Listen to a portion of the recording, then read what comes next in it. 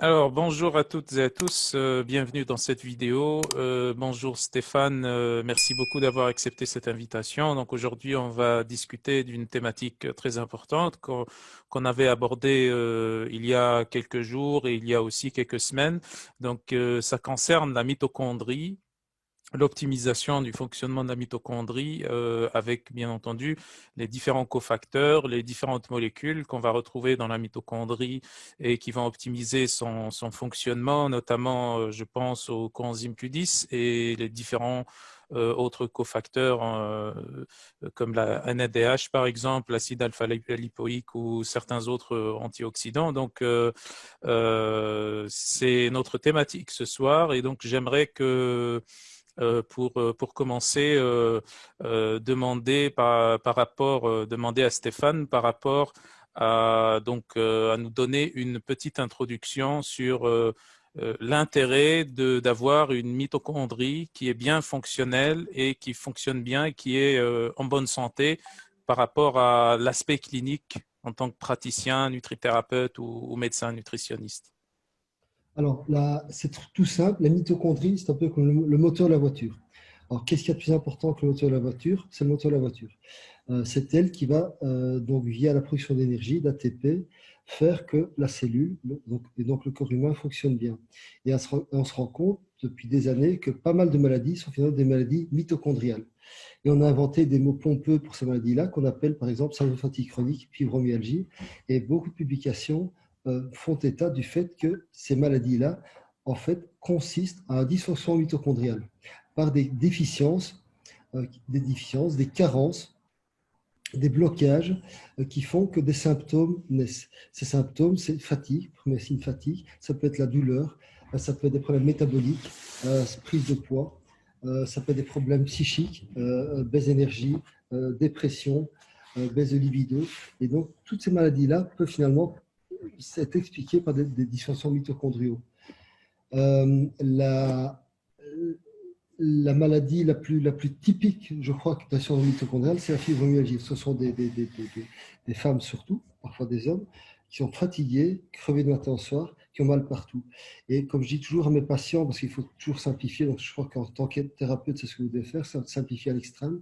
Il faut une trentaine de nutriments mitochondriaux pour que la mitochondrie transforme bien les aliments, qu'ils soient glucides, qu'ils soient les graisses, qu'ils soient éventuellement les protéines, via la glucogénèse en ATP. Ces nutriments sont hormonaux, cortisol, T3, le magnésium, le zinc, sont également les oméga 3 sont nécessaires également, sont la carnitine, il y a tout plein, et sont le coenzyme Q10.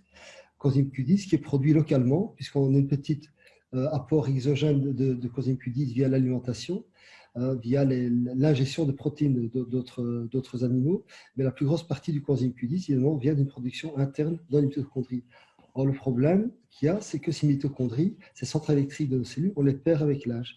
Donc, un petit jeune de 20 ans va avoir beaucoup plus de mitochondries qu'un plus vieux de 40 ans et qui va avoir beaucoup plus de mitochondries qu'un papy de 60 ou 80 ans.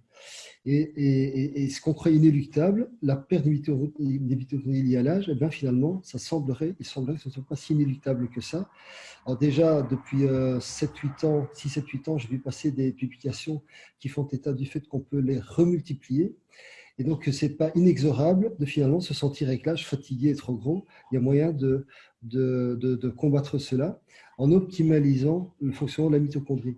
Et là, c'est un sujet hyper vaste puisque maintenant, on parle même de médecine mitochondriale. Donc, on peut, à la limite, ça peut devenir une spécialité médicale tellement le champ est vaste, tellement c'est compliqué. Et donc, je crois qu'il ne faut pas aller trop loin dans la complexité parce qu'il faut garder, dans ce qu'on va dire ici et dans ce qu'on va recommander, il faut garder quelque chose de très simple qu'on peut appliquer à chaque patient qu'on voit. Et donc, en gros, dès qu'un patient vous dit j'ai mal, ou surtout dès qu'il vous dit que je suis fatigué, il faut penser mitochondrie. Parce qu'il a tout pour que ces mitochondries fonctionnent. Donc, c'est très intéressant ce que tu dis sur la multiplication des mitochondries, parce que justement, les mitochondries, en réalité, à la base, ce sont des micro-organismes unicellulaires, des prokaryotes, hein, en réalité, et ça agit de la même manière, en fait, qu'une bactérie ou que la multiplication de bactéries ou de micro-organismes, et une bactérie aussi ou un micro-organisme a besoin de nutriments, de micronutriments pour pouvoir fonctionner. C'est cette relation, ça profite justement entre les cellules et les mitochondries qu'elles contiennent qui est intéressante. Et dans ce sens-là, tu parlais de fibromyalgie. C'est très intéressant. D'ailleurs, c'est l'une des hypothèses qui est maintenant la plus développée, donc l'origine mitochondriale de la fibromyalgie. Est-ce que tu as des recommandations en termes de certaines molécules, je ne sais pas, je pense à la coenzyme Q10 ou même d'autres molécules qui pourraient être intéressantes dans le traitement de la fibromyalgie, une combinaison de micronutriments qui agissent bien entendu sur la mitochondrie. Alors moi, il faut savoir qu'il y a déjà une dizaine d'années, j'ai fait une recette. Et la recette, j'ai envoyé ça avec collègues médecins en disant, vous voulez guérir la fibromyalgie de votre patient? Facile, faites ça, ça, ça, ça. Donc j'ai vraiment fait une recette, une page. Mettez la T3 au-dessus de 5,2. Il faut voir s'il n'y a pas de manque de cortisol. Il faut que le patient ait une bonne flore intestinale. Il faut qu'il arrête le pain, le lait, et ainsi de suite. Et j'arrivais à avoir une cinquantaine de choses. Et dans 100% des cas, les patients qui bénéficiaient de ces conseils sortaient de la fibromyalgie en quelques semaines. Une fatigue chronique. Et ce n'est pas que des nutriments, en fait. Il faut que le cortisol soit bon. Il faut que la T3 soit bonne. Il faut que les sérotonines cérébrales soient bonnes. Il faut, il faut également que le magnésium soit bon. Donc, et je mettais même des taux santé. Qu'est-ce qu'il faut au niveau sanguin avoir comme taux pour considérer que c'est bon? Et au niveau mitochondrial pur, tous les patients que j'ai, toutes les patientes que j'ai en fibro, elles reçoivent toutes des mitochondriaux qui s'appellent coenzyme Q10, acide lipoïque, acétylcarnitine, donc vitamine B3 ou nicotinamide. Donc elles ont toute une série de mitochondriaux. Elles ont toutes du ribose également. Et alors maintenant, on va dire, oui, mais enfin, vous donnez tellement de trucs, comment savez-vous qu'il faut donner tout ça? Mais j'en sais rien. Mais je vois le résultat, je vois que ces patientes-là, au bout de quelques heures, elles ont plus mal, elles sont plus fatiguées, elles sont très contentes. Et le problème, c'est que je n'ai pas le temps que c'est une patiente qui est fibro, qui est hors de son travail, qui est clouée à la maison par des anti-inflammatoires, antidouleurs, antidépresseurs et somnifères. Je n'ai pas le temps d'essayer d'abord de mettre, tiens, est-ce que ce serait le ribose? Tiens, au bout de 15 jours, ça ne marche pas. Tiens, est-ce que ce serait le cortisol? Est-ce que ce serait... Je n'ai pas le temps. Moi, avec un patient, ils guérissent vite en quelques semaines. Et donc, je donne tout ce qu'il faut pour que ça fonctionne. Et puis après, je dis, dès que la patiente va bien, on commence un peu à élaguer. Tiens, diminuez votre Q10, diminuez votre ceci, diminuez cela. Alors, le problème qu'on a, c'est qu'il y a des choses qui sont dosables, comme le coenzyme Q10, mais des choses qui ne sont pas dosables. On ne dose pas l'acide palmitique, on ne dose pas le resveratrol, on ne dose pas ces substances-là. Et pourtant, ça a un effet. C'est très intéressant. Et il y a certains thérapeutes, ou enfin on voit même certains scientifiques qui parlent du fait que la coenzyme Q10 n'est pas bien absorbée, que c'est une grosse molécule, que ça, même si c'est absorbé au niveau intestinal, que ça, c'est difficile que ça passe au niveau de la cellule et au niveau de la mitochondrie. Qu'est-ce que tu penses de tout ça? Est-ce que tu penses que ça, toi, disons, ton expérience de médecin, est-ce que tu penses que, en tant que clinicien, que quand tu donnes du coenzyme Q10, tu n'as pas vraiment l'impression que ça fonctionne? Alors, moi, je crois ce que je vois. Mais par contre, tout ce que je vois, je peux le croire. Donc, même si ça va à l'encontre des connaissances que j'ai. Donc, vous savez, je suis très ouvert à certaines choses. J'en ai un exemple, je reviens au Q10 tout de suite, le GABA. Alors, le GABA, théoriquement, c'est pas possible qu'en avalant du GABA, ça passe à aller dans le cerveau, ça agit. Et bien pourtant, ça agit. C'est évident. J'ai des patients, ils sont transformés en 48 heures avec ce GABA. Et le Q10, je vois des Q10 à 400, 500 dosés au niveau de la prise de sang. Moi, j'estime qu'ils doivent être au-dessus de 1500. Et puis, je leur donne 200 mg. Et puis, je vois la prise de tension sur 2000, 2005.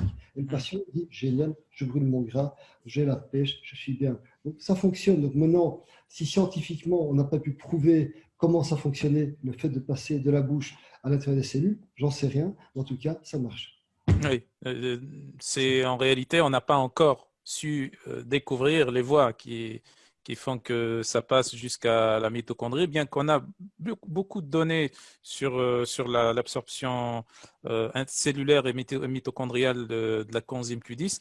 Je pense en même temps à certaines pathologies qui sont traitées par des médicaments, comme par exemple les statines ou les biphosphonates euh, qui, euh, qui bloquent la voie de synthèse du cholestérol, mais qui en même temps bloquent la voie de synthèse de la coenzyme Q10, puisque c'est la même voie en fait, jusqu'à une bifurcation au niveau du farnésyl PP.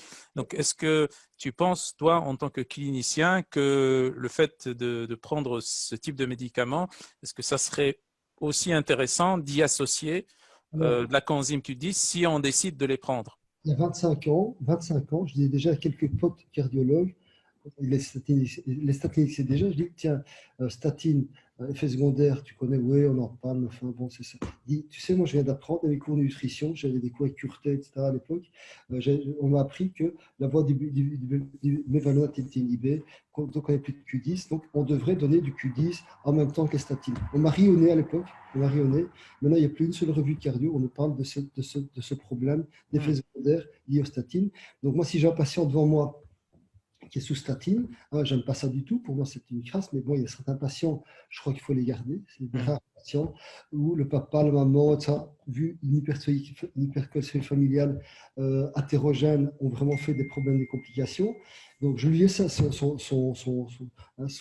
sa statine et je lui donne 200, 300, 400 mg de coenzyme Q10 et vitamine D. Parce qu'il faut savoir que les effets secondaires des statines, c'est pas que le Q10, c'est aussi la vitamine D. Vitamine D, douleur musculaire, fatigue. Et donc, les patients sous statine doivent encore avoir plus de Q10 que les autres et encore plus une bonne vitamine D que les autres. Et ça marche. Souvent, le patient, je dis, envoie-moi un mail dans 15 jours. Docteur, génial votre truc. Hein. J'ai gardé ma statine, j'ai plus mal partout. Voilà, ça marche. Donc, j'ai pas besoin de savoir comment ça a marché. Je vois que ça marche. Super, très bien.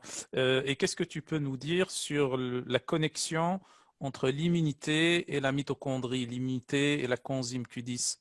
Alors, sujet d'actualité, je fais dans une quinzaine de jours, dans 3 semaines, non, dans un mois, une conférence sur immunité et hormonologie.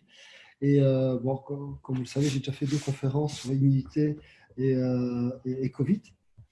Eh bien, il y a des publications qui font état du fait que finalement, les lymphocytes, les globules blancs qui nous défendent, qui régulent l'immunité, eh bien, ils ont également des mitochondries, ces lymphocytes. Et donc, finalement, ce serait quand même logique de se dire que s'ils ont un bon fonction mitochondriale, ils vont mieux nous défendre, ce qui est logique. Donc, je ne vois pas pourquoi une carence en coenzyme Q10 chez un lymphocyte ferait qu'il fonctionne bien, qu'il nous défende bien. Donc, c'est un peu logique. Alors, les publications, elles sont là.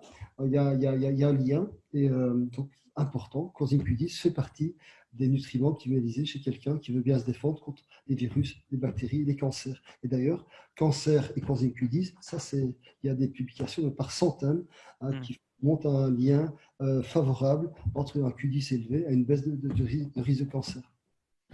Très bien. Ça, on a dernièrement, tu m'avais envoyé 2 revues de la littérature qui relient la COVID-19 ou Ouais. plutôt certaines complications de la COVID-19, notamment la dysfonction du système rénine-angiotensine et également le stress oxydatif. Donc, qui sont 2 phénomènes qui sont inhérents aux complications et à la pathogénèse de la COVID-19 et donc le fonctionnement ou le dysfonctionnement mitochondrial. Et il y en a une parmi ces 2 études qui fait état que la coenzyme Q10 est un facteur important, un immunomodulateur et également c'est un élément clé dans le fonctionnement de ce système justement qui est dysfonctionnel dans la COVID-19, le système rénine-angiotensine.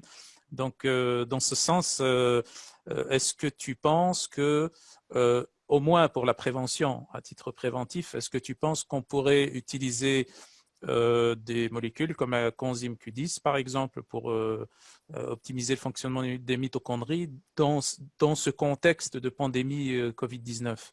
C'est-à-dire qu'on sait que le Q10, il diminue avec l'âge. Il diminue avec l'âge. comme la vitamine B12, comme le zinc, donc on a tous des problèmes de mauvaise synthèse, de malabsorption, de non-métabolisation liés à l'âge. Et donc, comme par hasard, le Covid-19, il vient de plus en plus mortel en prenant de l'âge. Donc, il faut chercher toutes les causes. Il y a d'autres causes qui sont la DHA, qui sont la mélatonine, et puis il y a plein de causes qui s'additionnent pour expliquer que les personnes plus âgées meurent de Covid. Et donc, je crois qu'il y a un lien de cause-effet. Moi, j'ai déjà osé dire dans des conférences que dès l'âge de 35 ans, on rentre le coenzyme Q10 obligatoire pour tout le monde. Non, la baisse du Q10 crée des dégâts au niveau mitochondrial, au niveau production d'énergie, au niveau poids. Mais il faut également penser aux muscles. Alors, pourquoi est-ce que les Covid obèses meurent plus que les non-obèses? Ben, simplement, le pauvre bonhomme qui est en surpoids, qui va faire 120, 140 kg, 150 kg, qui doit être ventilé à l'hôpital. Déjà, c'est une catastrophe, pas de ventilation. Mais s'il n'est pas ventilé, s'il est seulement mis sous oxygène et qu'il doit avoir des muscles assez puissants, des muscles respirateurs puissants que pour ventiler, s'il n'y a pas de Q10, il a une faiblesse musculaire. Et on le voit, la force musculaire et la force de contraction du cœur est complètement proportionnelle au taux de Q10. Alors, j'ai eu récemment 2 cas spectaculaires de patients en insuffisance cardiaque, dont un qui était plus jeune que moi, qui a une fraction d'éjection de 17%. Donc son cœur n'avait pu éjecter que 17% du sang de ce qu'il était capable. On parlait de greffe cardiaque ou de pacemaker chez lui. Et son épouse qui est infirmière me l'a amené en disant, écoutez, on vient vous voir en dernière extrémité. Il y a 2 cardiologues qui veulent de le mettre sous pacemaker, voire on parle de greffe cardiaque. Et il avait une insuffisance cardiaque d'origine X. Et moi, j'ai dit, bon, un cœur, c'est un muscle. Qu'est-ce qui fait marcher un cœur? Une bonne testo. Sa testo était 4 fois trop basse. Les cardiologues, ils s'en foutaient de ça. Il n'avait pas assez de magnésium. Donc, pas assez de magnésium, faiblesse du cœur. J'ai obtenu son magnésium. Son Q10 était dans les chaussettes. J'ai des méga doses de Q. Et j'ai joué comme ça à tout. Enfin, j'ai donné tout ce que je donnerais chez quelqu'un qui a une faiblesse musculaire. Il ne mangeait pas de protéines le matin. Il avait. Enfin, et résultat, après 1 mois et demi, sa fraction d'éjection est passée à 65%. Et les 2 cardiologues, il y en a un qui a dit, écoutez, ça c'est un miracle, j'ai jamais vu de miracle comme ça. Et l'autre, ici Erasme, qui a dit à ce patient, écoutez, expliquez-moi un peu ce que ce docteur Résimon a fait pour que vous arriviez à récupérer un cœur comme ça. Et puis il a donné mon rapport de consultation, il l'a lu, et puis il dit, écoutez, je crois vraiment qu'il a raison, c'était vraiment ce qu'il fallait faire.